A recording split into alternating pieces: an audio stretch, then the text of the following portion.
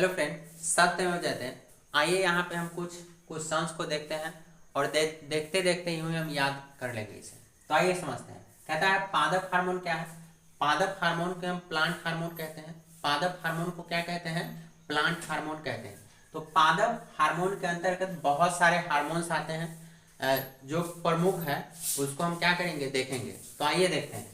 उसमें सबसे प्रमुख है क्या है? ऑक्जीन्स है। ऑक्जीन्स का कार्य क्या होता है? ऑक्जीन्स होता क्या है, ये हार्मोन क्या करते हैं, उसके बारे में हम पढ़ते हैं। आइए देखते हैं। कहता है ऑक्जीन्स क्या है, तो हम बोलेंगे इसी खोज 1880 में डार्विन ने की थी। इसी खोज कब की गई थी?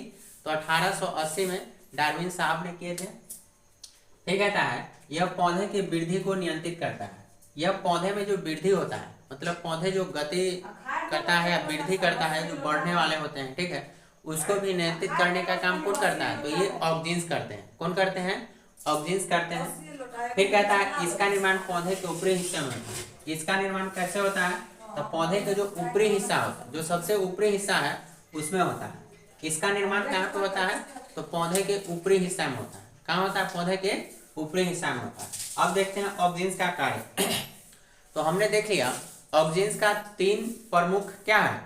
तीन प्रमुख क्या हम पहचानने में ये मदद करता है। तो सबसे पहले हम याद रखेंगे, पहला नंबर कहता है इसी खोज कौन की थी? तो डार्विन की थी। कब की थी? 1880 में। ऑक्जीन्स की खोज कब की गई थी? 1880 में डार्विन ने की थी। फिर कहेंगे यह क्या करता है? ये वृद्धि करता है, मतलब वृद्धि को क्या करता है? नियंत्रित करने का काम करता है। मतलब वृद्धि में जो मान लीजिए वृद्धि जैसे पौधे की रुक जाती है या नहीं हो पाती है, ठीक है, तो उस सब का नियंत्रण कौन करता है? ऑक्जीन्स ही करता है, ठीक है। और ये कहाँ? तो पौधे के सबसे ऊपरी हिस्से में पाई जाती है। अब जानते हैं ऑक्जीन्स का कार्य, इसका काम क्या होता है। कहेंगे इसके कारण पौधे में सीड्स की प्रमुखता हो जाती है। कहाँ पे? सीड्स की, मतलब पौधा का जो सबसे ऊपरी हिस्सा होता है उसमें क्या हो जाती है? प्रमुखता हो जाती है। फिर कहता है और पार्श्वीय कलिकाओं की वृद्धि रुक जाती है। जो पार्श्विक कलिकाएं नहीं होता है, मतलब पौधे के जैसे तना से कुछ कुछ कलिका क्या होती है? निकलती होती है, ठीक है, तो उसकी वृद्धि क्या करता है? ये रोक देता है। फिर कहता है यह पत्तियों के विलयन को रोकती है, मतलब पत्ती का झरना, मतलब पत्ती का गिरना, ठीक है, ये क्या करता है? रोकने का काम करता है, मतलब पत्ती को ये नहीं झड़ने देने का काम करता है। फिर कहता है यह खरपतवार को नष्ट कर देता है। ये ऐसा हार्मोन है जो खरपतवार को क्या करता है? नष्ट कर देता है, मतलब खत्म कर देता है। फिर कहता है इसके द्वारा अनिषेक फल प्राप्त किए जाते हैं। इसके द्वारा कौन सा फल प्राप्त किया जाएगा? अनिषेक फल प्राप्त किया जाता है। फिर कहता है यह फलों को गिरने से बचाता है, मतलब फल जो कभी कभी क्या होता है, जैसे गिरने लगता है, तो इसको रोकना का काम किसका होता है? ऑक्जीन्स का ही होता है, ठीक है, मतलब फल को ये गिरने से बचाता भी है। तो ये कुछ प्रमुख कार्य था जो हमने देखा ऑक्जीन्स का। अब हम बात करते हैं कुछ फल एवं उनके खाने योग्य भाग। जैसे जब हम फल जो खाते हैं तो उनका कौन सा भाग हम खा पाते हैं, ठीक है, उसके बारे में हम देखते हैं। तो आइए समझते हैं। कहता है सेब। सेब का हम कौन सा भाग खाते हैं? तो सेब का पुष्पासन खाएंगे।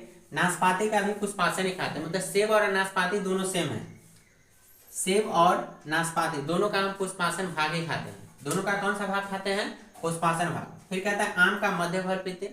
आम छीलते हैं और उसके मध्य, मतलब अंदर वाला हिस्सा को ही खाते हैं हम। अमरूद। अमरूद का फल, भित्ति और बीजांड दोनों खाते हैं। जैसे अमरूद का ऊपरी हिस्सा भी खा जाते हैं हम, और उसका बीज वाला हिस्सा होता है वो भी खाते हैं। तो याद रखेंगे फल, भित्ति और बीजांड दोनों खाते हैं। अंगूर का फल, भित्ति और बीजांड, इसका भी देख लीजिए। जैसे अंगूर को भी हम क्या करते हैं? बीज या उसके ऊपरी वाला हिस्सा को ही खाते हैं। फिर कहता है पपीता। पपीता का मध्य फल, भित्ति खाते हैं। पपीता का ऊपरी हिस्से को छीलते हैं और उसके मध्य भित्ति को क्या करते हैं? हम लोग खाते हैं। नारियल का भ्रूण पोष खाते हैं। नारियल का ऊपरी हिस्से हटाते हैं और उसके अंदर वाला जो भाग होता है वो खा पाते हैं हम लोग। टमाटर का फल, भित्ति और बीजांड, जैसे टमाटर को क्या करते हैं? धोते और फिर खा जाते हैं। याद रखने के लिए ऐसा हम बोलते हैं। फिर कहता है केला। केला का मध्य एवं अंत भाग को भी खाते हैं। केला का ऊपरी छिलका हटाते हैं, उसका मध्य जो अंदर भाग होता है वो खाते हैं, और अंत भित्ति को भी खा जाते हैं। गेहूं का भ्रूण पोष एवं भ्रूण को खाते हैं। काजू का पुष्पित और बीज पत्र को खाते हैं। लीची का एरिल भाग, मतलब ये सब याद रखिएगा। लीची का कौन सा भाग? तो एरिल भाग को खाते हैं। लीची का एरिल भाग को खाते हैं। चना के बीज पत्र एवं भ्रूण को खाते हैं। चना को किसको खाते हैं? बीज पत्र एवं भ्रूण को खाते हैं। मूंगफली का बीज पत्र एवं भ्रूण, मतलब चना और मूंगफली दोनों का सेम है, देख लीजिए, मतलब बीज पत्र एवं भ्रूण को खाएंगे। चना और मूंगफली, बीज पत्र एवं भ्रूण को, चना एवं मूंगफली को बीज पत्र एवं भ्रूण के भाग को खाते हैं हम लोग, ठीक है।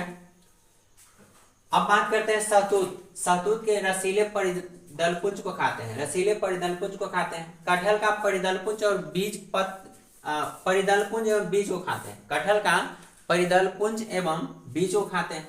अनानास के परिदलपुंज को खाते हैं। फिर नारंगी के जूसी हेड को खाते हैं। नारंगी का जूसी हेड को खाते हैं हम लोग। तो ये कुछ फल है और उनके खाने योग्य भाग है, मतलब उनका कौन सा हिस्सा हम खाते हैं वो है। तो इसे आप 2-3 बार देखेंगे तो याद हो जाएगा। उम्मीद करते हैं आपको समझ में आया होगा। चलिए, थैंक यू।